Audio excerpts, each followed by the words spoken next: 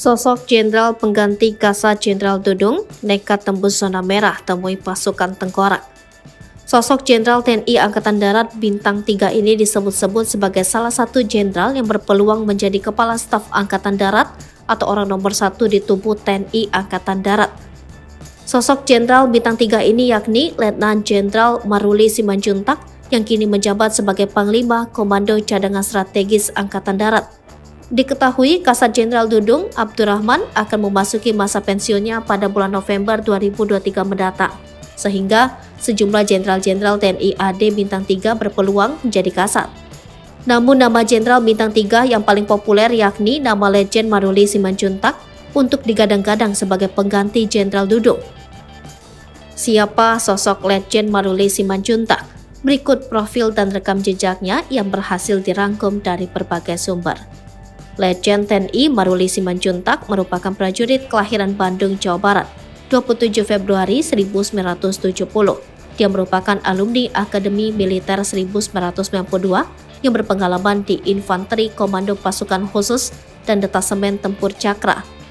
Diketahui Jenderal Bintang ini ternyata menantu dari salah satu pejabat pemerintah penting, yakni menantunya Menteri Koordinator Bidang Kemaritiman dan Investasi Luhut Binsar Panjaitan.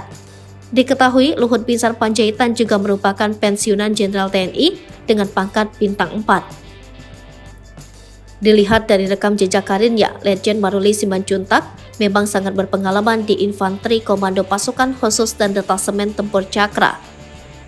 Berikut sejumlah jabatan sudah diemban Maruli Simanjuntak, di antaranya Pangdam 9 Udayana, Komandan Pas Pampres 2018 sampai 2020, Kasdam 4 Diponegoro 2018 sampai 2018, Wadan Pas Pampres 2017 sampai 2018, dan Rem 074 Waras Tratama 2016 sampai 2017.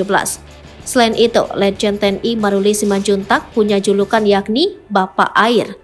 Julukan itu lantaran berkat program Mandunggal Air yang dicetuskannya untuk menghadirkan air bersih di wilayah Indonesia yang mengalami kesulitan air bersih. Maruli pernah mengatakan bahwa awal mula dia terpikirkan program air bersih ketika dirinya bertugas di berbagai wilayah di Indonesia.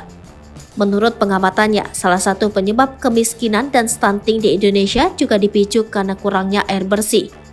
Selama menjabat sebagai Pangkostrat, Letjen Maruli Simanjuntak pernah membuat kejutan. Pada saat itu, Letjen Maruli menemui anak buahnya yang sedang bertugas di zona merah, yang artinya di lokasi yang sangat berbahaya.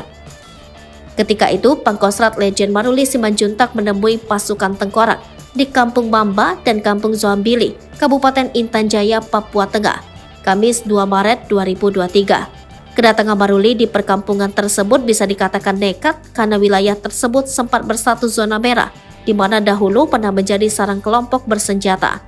Apalagi kunjungan ini juga di tengah kian membaraknya konflik bersenjata di Papua.